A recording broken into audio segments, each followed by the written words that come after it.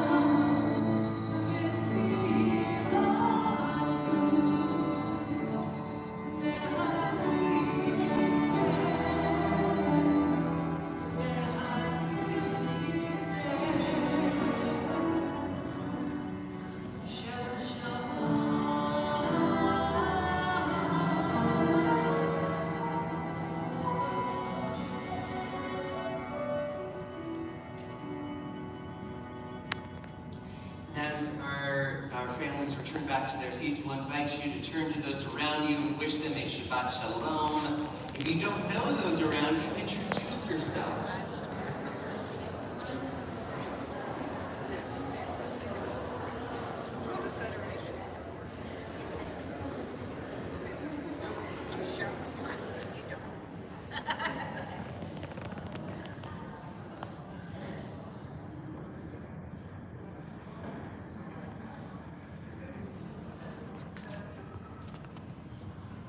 turn to the words of Kabalat Shabbat as we welcome Shabbat with Psalm 121, using the words on our screens. Shir l'ma'alo, esayinai l'harim, me'ayin yavo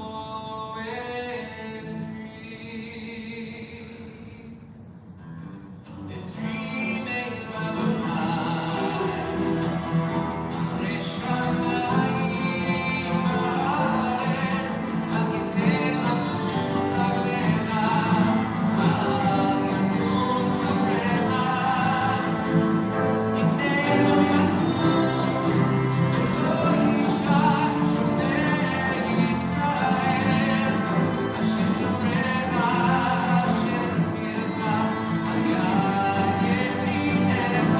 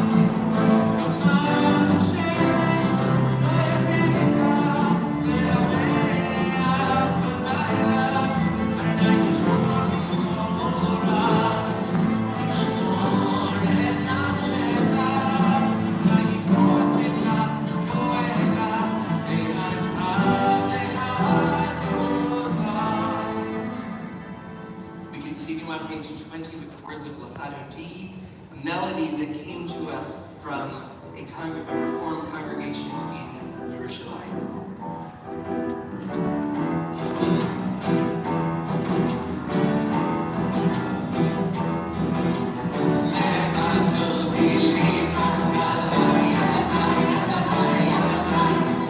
Shabbat.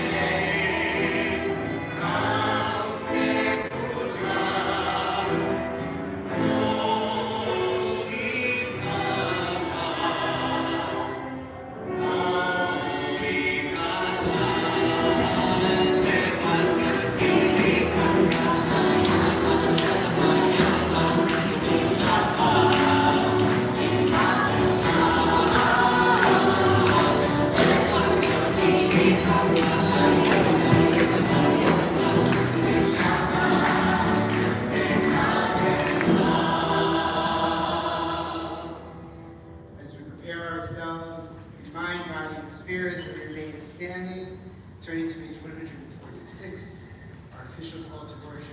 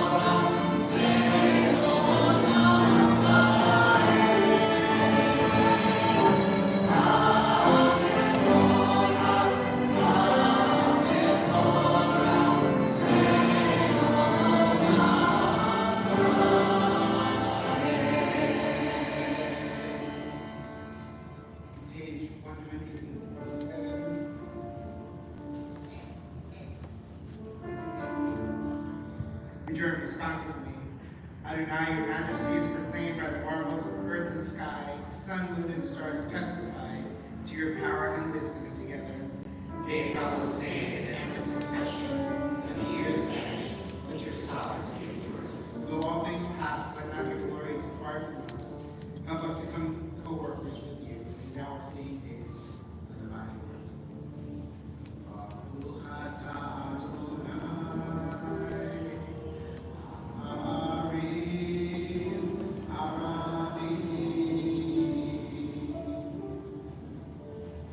In each age we receive and transmit Torah, and each moment we are addressed by the word together. In each age We are challenged by our ancient teaching, and each moment we stand face to face with truth. In each age we add our wisdom to that which has gone before. At each moment the knowing heart is filled with wonder. In each age the children of Torah become our builders, and seek to set the world firm on a foundation.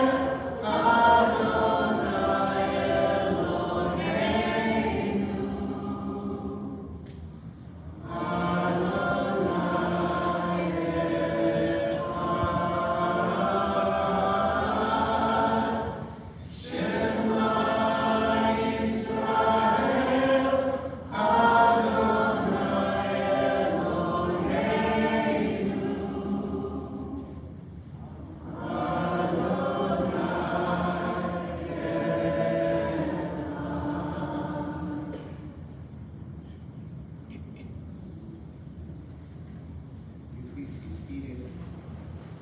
This time I'd like to call on Beth Israel to lead us in the Be'ata, the remembrance.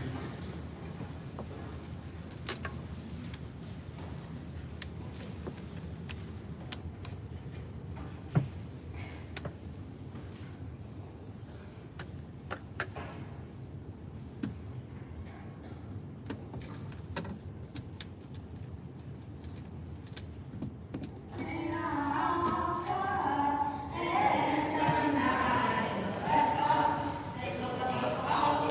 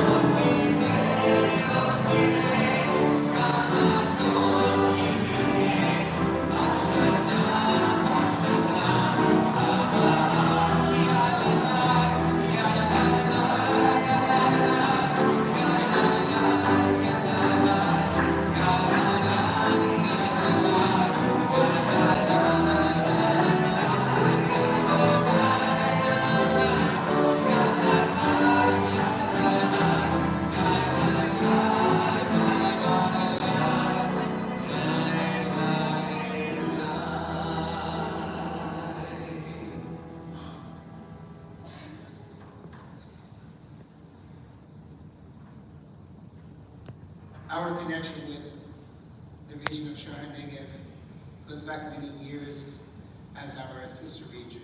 And in a little bit, you're going to hear from our friend, my friend, Ariel, and I'll formally introduce her. But I want to first call upon Katie Lindley, our Director of Caring Community, along with Susan Hutchinson, who's here, both who are incredible givers to our community and also hold us up in our clergy suite in many ways, and are here to offer an incredible gift to Shahar Negev. Shabbat Shalom.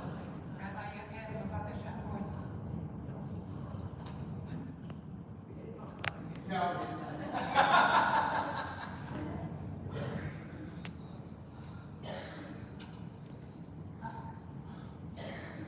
The events of October 7th still resonate for Jews worldwide. The challenges for us here at Beth Israel, living so far away from you and our sister community, was how do we let you know that you are in our minds and in our hearts in a tangible way. The Healing Quilt Project is a collection of 10-inch embroidered, painted, and sewn with love, created by our congregants, squares. Just fabric squares by every congregant.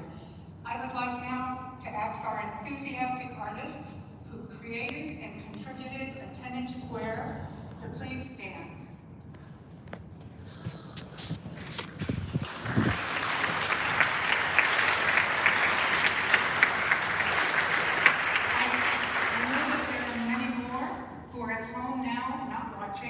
Who also contributed.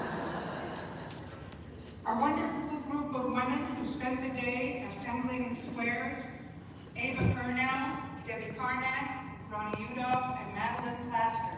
Please stand.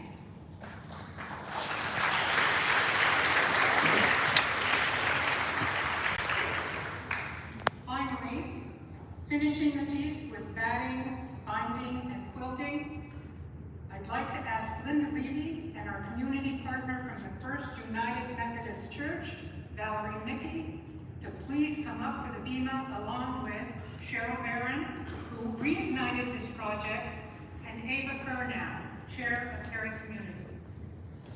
Please come up to the bima.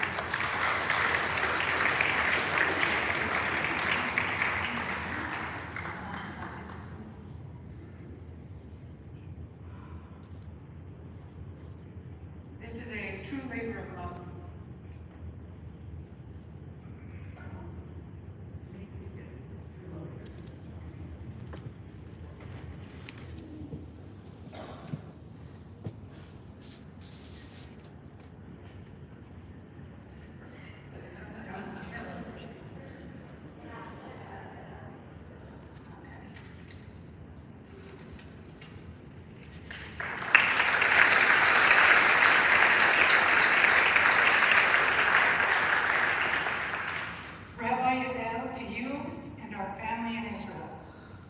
Not a day, hour, or moment passes where you are not in our thoughts and prayers.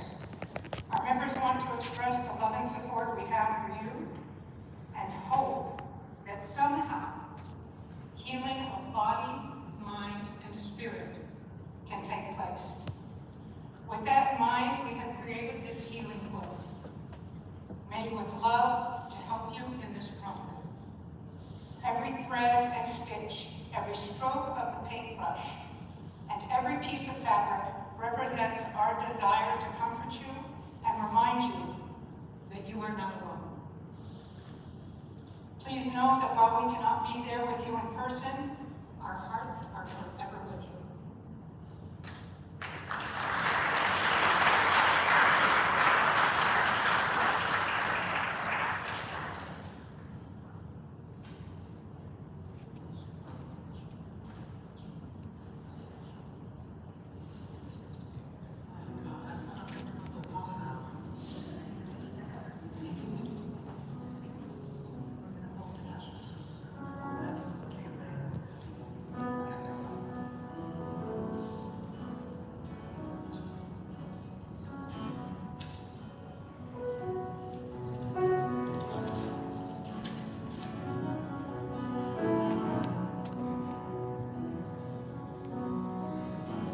reason we chose to present in this moment is because we enter into that space where we think of the flesh Shlema.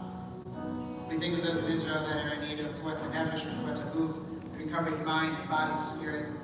We think of those in our community that we know are named at this time: Julie Alper, Sarah Callahan, Ori Scout Cohen, Nancy Gordon, Anita Hoseput, Robert Ogle Jr., Alfredo Joloski, Sarah Kelleher, Kevin Lyons, Sarah Resnick, Linda Ann Ratzlaff, Rhonda Schwartz, Annie Stone, Tamara Bat-Yehudit Vitzvi, John Uri, Alexander Vassar, Yehudit Bat Shoshana Avraham. I know there are many that you're holding in your heart at this time, and as I go around our Kahal community, I invite you to share a name of those loved ones you're thinking of at this time, so we can hold you collectively in our hearts as well.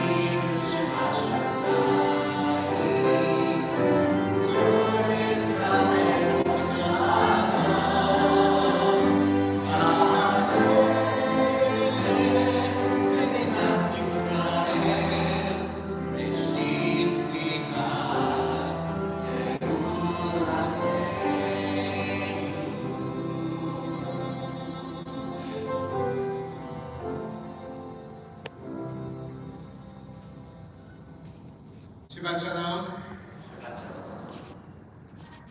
In a moment, I'm going to have the honor and privilege to welcome our friend and colleague, Rabbi Yael Bergan, back to Beth Israel.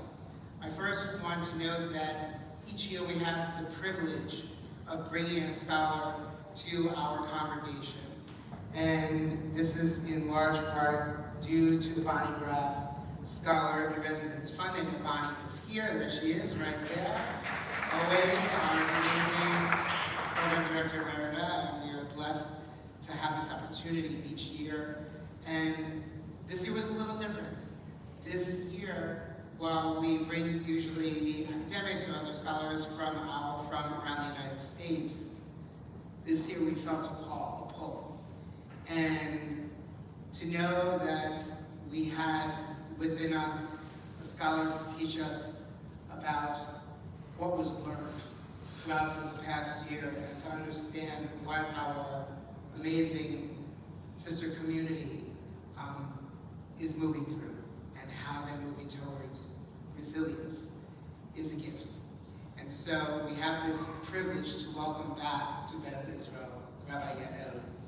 She has played an integral role in supporting her community in Chamocha, our sister region in San Diego, which encompasses kibbutzim and moshav that faced unimaginable devastation in the brutal attacks of October 7th. In the face of such profound loss and trauma, Rabbi Yael has been a pillar of strength, guiding the Chamocha community with compassion, resilience, and with hope.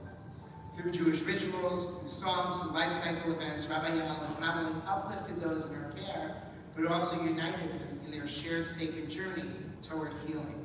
Her commitment to creating a pluralistic, egalitarian, and deeply relevant Judaism accessible to all, including current, future, and displaced residents of the region, has been nothing short of transformative.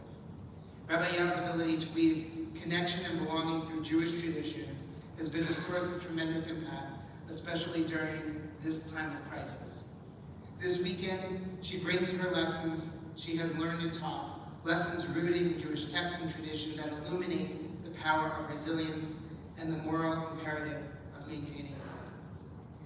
It is through Rose Orlovich, our Director of Congregational Learning, and through Rafael Stigliano, our Program Coordinator, that have made all of this, all the actual pieces to get Rabbi Yael here possible. I thank you, Rose, and to Rafael. It is a profound privilege to have Rabbi Yael here with us, back in San Diego, her home, away from home, right here. We are deeply grateful for her wisdom, her strength, her inspiration. She will share with our community throughout this weekend. Please join me in welcoming Rabbi Yael.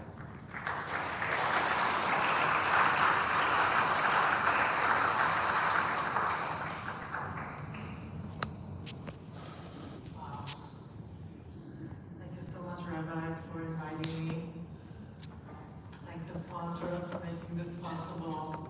And thank you, big thank you, Rose and Rafael, for making all the arrangements from Aleph to Taf and making me feel so comfortable to be here for this weekend. It's a privilege and it's a very moving experience for me. And wow, this gift. Thank you so much for the creators of this wonderful thing that I'm going to take home with me in the name of all the community of Shalom Negev. It's a very precious gift for us, and you have a big part in the resilience and the healing process of the people of Shalom Negev. You should know, and this is just a symbol to how thoughtful and how generous this community is, and dear to our hearts. So thank you so much. Really, I'm surprised and moved to tears with this, and it's very, very special. So, with your permission, I'm assuming that we are all good Jews, good people, and we all want to do the right thing. What would that be today? What is the right thing to do today? What is the mitzvah, the commandment of the hour? This week's parsha can give us direction to start answering that. And we start with the name of the Parsha, Vayetze, to go out. So for me, that's the action we need to take right now. We need to get out of our minds, out of our comfort zones, out of our homes, out of our routines. We need to be out in the public sphere. We need to witness the reality with our own eyes, to hear the cries of the suffering, and to cry out ourselves for all the pain and misdeeds that surrounds us. Of course, if you have a family to take care of, make sure also to be home wherever needs you. But today, I would like to talk to you about our shared homeland and the need to go out there and cry out. Before I do that, I want to also share that the Parsha of Vayetze, this week's Parsha, is very meaningful milestone for me as a rabbi, because exactly 6 years ago, the Shabbat of Parashat Vayetze was the first time I held a Kabalat Shabbat service in Kibbutz Nachal Oz, one of the kibbutzim of Sha'ar HaNegev and the closest Israeli community to the Gaza border. So just a week before that, I was ordained in Jerusalem, and I accepted the rabbinic position in the Regional Council of Sha'ar HaNegev. Not knowing how this role is going to change my life forever, but with great excitement, I was driving down to the beautiful kibbutz Nachal Oz for the first time. I remember driving through the fields of Sha'ar HaNegev and being amazed at the beauty of the scenery along the country roads. When Jacob leaves his home in Be'er Sheva and sets off to Haran, the beginning of the Parsha tells us about his famous dream with the angels going up and down, dream that came to him while he was sleeping outside somewhere in a foreign field under the sky, being homeless, running away, refugee, using a rock as a pillow. When he wakes up from this dream, he says, Ein ze ki im Beit Elohim, v'ze sha'ar hashamayim. This is none other than the house of God, and that is the gateway to heaven. This was exactly what I felt looking at the magical sight of the sun setting down over the fields of Nachal Oz when I was on my way to that first Kabalat Shabbat. I felt that divinity dwelled between those hills, and that the open space, not necessarily a shrine or not a synagogue, the open space was the holy place I was about to be serving. The simplicity and the humbleness of the connection to the land was one of the first reasons I fell in love with the residents of this rural border communities. Where do we find divinity in our lives? What are the times, the places, the sights, and the sounds that make us feel the presence of God? As a community rabbi, I experienced many moments like this throughout the years, but I have never imagined the kind of holy moments and hours I had with my congregation during the past 14 months. I never imagined my role will include so many hours of protests at junctions and roads, hanging banners on bridges over highways with my congregants. I never imagined sitting on streets or standing, holding signs next to the government symbols in Jerusalem for hours every other day. I never imagined all of these would become such a central part of my rabbinic identity and activity. So here I am, standing in front of the Knesset. The sign says, the hostages are dying. wake up. And my shirt says, it's a quote from the Maimonides, saying there's no greater mitzvah than the release of the hostages. And I'm doing that, I think, to wake more awareness, but also to guard my soul, and not to despair. And this is where I find God these days, in the struggle not to give up on our values and our hopes. Back to Jacob, so home became a place of danger to Jacob. And he left abruptly, hope I said it right, with nothing more than his clothes and a walking stick in his hand. He became a refugee at his uncle Lavan's home, not knowing when he'll be able to go back. And so did the people of Sha'ar Negev. Like Jacob, they had to stay in temporary houses, and some still do. They hope to go back home in a year or two. As for Jacob, it took him 20 years.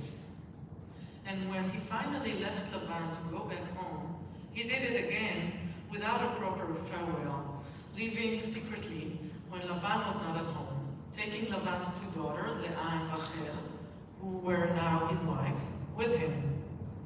When Lavan found out about it, he chased them, and when he reached Jacob, he blamed him. Why did you flee in secrecy and misled me and not tell me? And then came this other claim that echoes so strongly in our ears and hearts today. Lavan says, what did you mean by keeping me in the dark and carrying off my daughters like captives of the sword? You did not even let me kiss my sons and daughters goodbye. This argument developed into a whole conversation of conflicting narratives and mutual blaming. Lavan claims that his daughters and their children are all his, and that Jacob stole them away from him, while Jacob claimed that Lavan had not paid him enough for all the years of work, and that everything he took, he earned justly.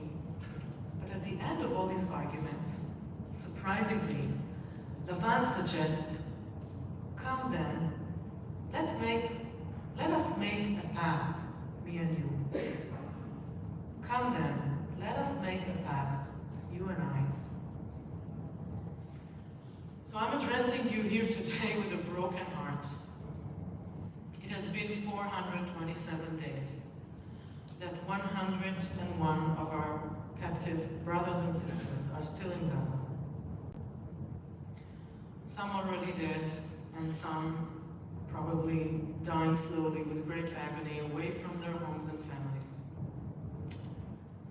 I think it's forbidden to normalize that. This is why I carried this sign all the way here. These are the 7 hostages of Sha'ar Negev. I want to tell you their names. You know, usually during rallies and protests we read all the 101 names. We'll not do it now, but I do want to tell you their names, and if you can't see it properly from where you sit, please go by after when you walk out, look at their faces, try to take home with you maybe a face or a name. The municipality wrote on the top, "Ze lo shalem biladehem," it's not whole without them. And you can see the bleeding red flower on the side. And the top 4 are the young adults from Kfar Aza, the twin brothers on the right, Ziv Berman and Gali Berman. And then Emily Damari and Doron Steinbacher, they're all from the young adult neighborhood from Kfar Aza. And on the bottom, you might not see clearly right now, but walk by later and look at it. Keith Siegel is also from Kfar Aza. And the 2 men on the left, Zachi Idan and Marim Miran, parents to young children from Kibbutz Nachal Oz. I want to say that with all our efforts to support the community until these 7 dear souls are not back, it's going to be very hard for the community to recover. And this is our obligation. I want to say that it is not the problem of the hostages' families. We are all hostages, family. We are all captives of the sword, like Laman said. We are all captives of this iron-souled horrible war, which our government is not willing to end. And we all need a new pact, like Laman suggested. A new covenant for Israel, between the state and its citizens, and between Israel and its neighbors. We all need and deserve a new vision for a better future for us and for the next generations.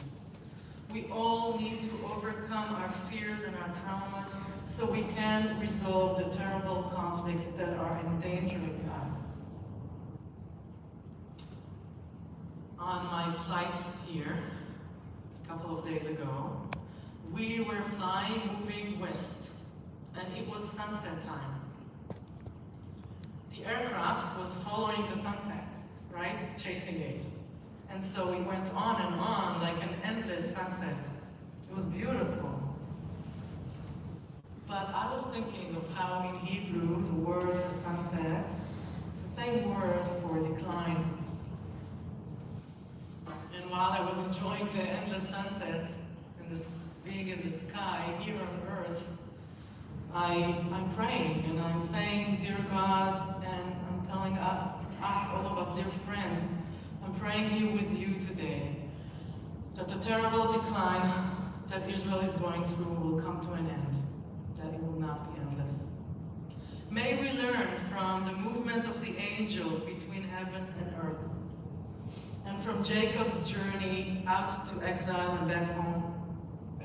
Let us learn from the revelation of God to Jacob, enabling him to see a future different from the miserable present he was experiencing.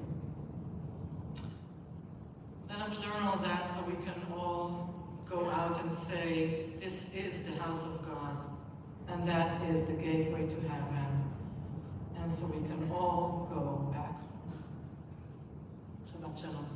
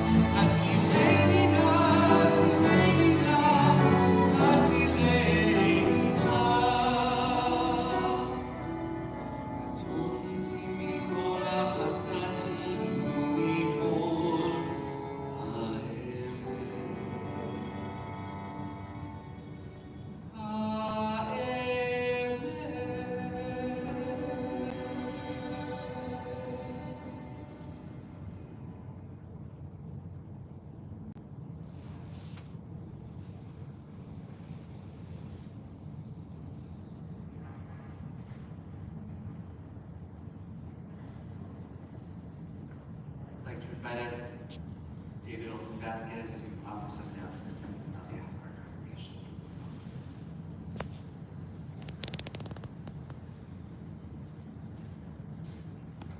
Shabbat Shalom. My name is David Olson Vasquez. My preferred pronouns are he, him, his. And on behalf of the entire board here at Beth Israel, we are glad to see you and so grateful that you're here. Tomorrow at 9 a.m., our scholar in residence, Rabbi Yael Bergen, will be leading Torah study in the Activity Center and on Zoom. Hope to see you there. Followed by our lay-led minion service at 10:30. All are welcome to attend. Join us this Sunday morning as Rabbi Yael leads a session on Judaism as a consistent, safe space. And mazel tov to Hazel Kobans and Lana Welland as they become a B'nai Mitzvah tomorrow morning at 10 a.m. and 4 p.m. respectively. Mazel tov to the Kobans and Roman families. Finally, don't miss out on Wednesday's cooking with Caring Community as the fabulous board. Rabbi Navarez, Bernstein, Gimbel, and Ackerman Hirsch come together to inspire us with their Hanukkah culinary treats. Check our website to register. And as always, we would like to thank the women of Beth Israel and the Beth Israel Men Club volunteering as greeters and our incredible musicians and singers. Thank you. You can always find more information on all the fabulous programming that the CBI has to offer, including how to register for programs on our website, cbisd.org, or you can look for me or anyone with a badge after the services, and we would be happy to talk to you more about what Beth Israel has to offer. And before a final Shabbat Shalom, I do have a poem that spoke to my heart, and I hope it speaks to you and this week's Parshat. It's by Rabbi Karen Cater, and it's titled Fear and Hope. Fear and hope. Inside the human heart is fear. There is also hope. The two wrestle constantly, like Jacob and his God. Sometimes one prevails, sometimes the other. The struggle is sometimes silent, other times loud. But it is constant. Fear, hope, fear, hope. Flashes of light and shadow twirling inside us all the time. It is so much easier when there is love. When love is in your life, it becomes a context for it all. Love is the measure of a life well lived. It is the beacon of possibility. Shabbat Shalom.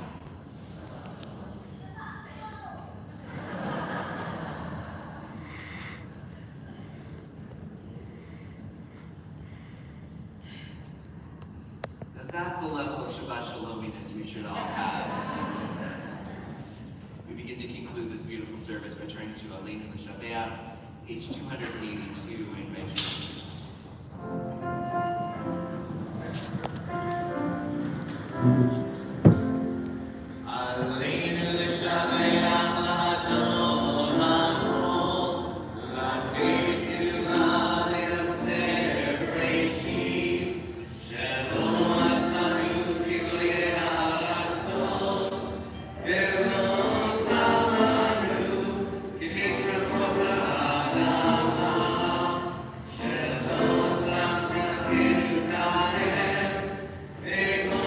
Torah.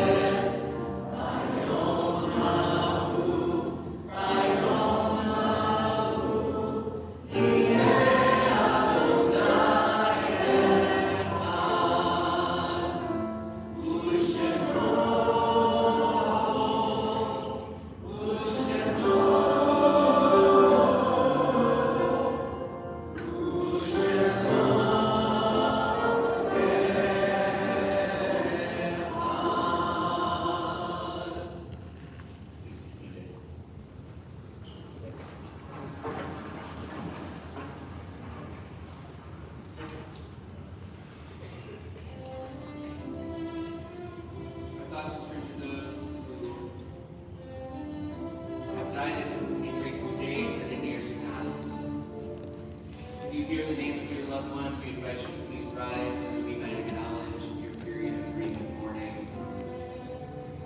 We announce with sadness the recent death of Adalbert Dell Connor, father of Thomas Connor and Patty Cohen. We're in the period of Shiva, the first 7 days following burial for Herbert Weiser and Omer Nutra, a lone soldier. We're in the period of Shloshim, the first 30 days following burial for Rabbi Jonathan Stein, Susan Pollock, Errol Bud Kadar, Louis E. Chesner, and Lisa Meacham. Finally, we observe the yard site, the anniversary of passing of Isidore Amdor, John Bale, Solomon Bensman, Rose Blakeman, Lillian Braun, Henry Brody, Alfred Brooks, Audrey Brooks, Rita Rucker, Lillian Brucer, Jack Charnock, Betty Chester, Elizabeth Juladinsky, Esther Cohen, Irving Coleman, Ruth Danziger, Emma Delegator, Gary Fine, David Finkelstein, Diana Fisher, Max Friedman, Rita Fisher, Irvin Gelman, Ina Glusman, George Jacob Goldberg, Robert Greenwald, Shari Herzog, James H. Irving, Rachel Jacobs, Joan Genowine, Esther Jinnich, Susan Lee Karsh, David Cattleman, Joshua Cotry, Ray Katz, Rose Kaplan Klein, Lester Elkhorn, Esther Koserith, Joyce Layton, Nicolay Lefter, Kaya Sarah Levine, Jay Levitt, Irving Letronik, Gerald Lyons, Mildred Marks, Allison D. McCall, Robert J. Miller, Fritz Brinkus, Isidore Pollock, Jane Ponich, Hannah Price, Louis Rappaport, Jean Ratner, Patricia Rose, Helen Rosen, Jennifer Rosenberg, Elizabeth Farber Rubin, Sydney Rubin, Gus Rush, Jerry Sampson, Eli Schlafman, George Schnitzer, James Seltzer, Laura Shapiro, Nathan Shore, Simi Siegel, Sandra Singer, William Spockman, Gloria Stender, Albert Stern, Lillian Ginocchio Stetson, Ruth Strauss, Lee Temkin, Gordon Van Heusen, Ira Weiner, Donald Weissman, Paula Weitzen, Sarah Wordman, Clemens, Silent Gold, David Simon, and Benjamin Zalato. Perhaps there's a name that you came to say Kaddish for that was not mentioned. I invite you to rise and share that name.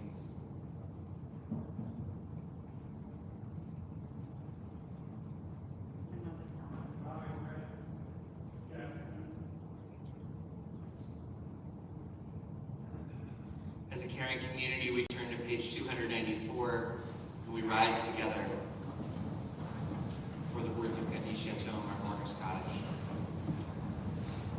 Yizgadal v'yizgadash shmei Rabbah, ve'alma yivrat v'yitzeh yamlich malchuteh, v'chayevon v'yomechon v'yeh v'o Beth Israel, v'hagalah v'zman kariv v'imru amen.